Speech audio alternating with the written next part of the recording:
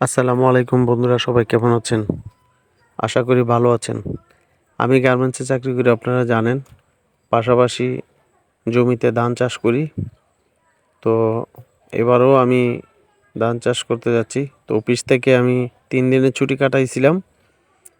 আজকে ২ দিন পর্যন্ত জমি উঁচু নিচে আছে। মাটি কেটে, কেটে সমান করতেছি। আজকে আবহাওয়াটা খুবই ঠান্ডা, খুবই বাতাস এবং কি শীত পড়তেছে, আপনারা জানেন। তারপরও কি করার? এখন তো মেশিনে পানি দিচ্ছে।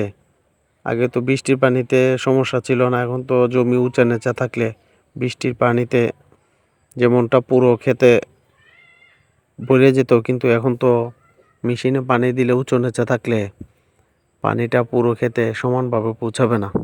তাই পরিশ্রম করতে হচ্ছে। যেখান যেখানে নিচু আছে, উঁচু জায়গাগুলো কেটে, কেটে নিচু জায়গাতে মাটি নিয়ে ফেলতেছি। তো যাই হোক, ২ টা দিন খুব পরিশ্রম যাচ্ছে। তো হয়তোবা কালকে মেশিন আসবে। যখন হাল চাষ দেব, তারপরে মেশিনে যখন মাটি ভেঙে ফেলা হবে, তখন আবার একটু কষ্ট কম হবে। তো আমি চাচ্ছিলাম আগেই একটু কোদাল দিয়ে কেটে, কেটে নিচু জায়গাগুলোতে ফেলে দিই। তো তাই করতেছি আমি। তো আপনারা আমার জন্য দোয়া করবেন। আমি চাকরির পাশাপাশি যেহেতু কিছু চাষবাস করতে পারি, কারণ পরিশ্রম করতে আমি খুব ভালোবাসি। পরিশ্রম করলে কোনো কষ্ট নেই। যদি পরিশ্রম না করলে জীবনে সামনের দিকে আগানো যাবে না। তো আপনারা সবাই পরিশ্রম করবেন।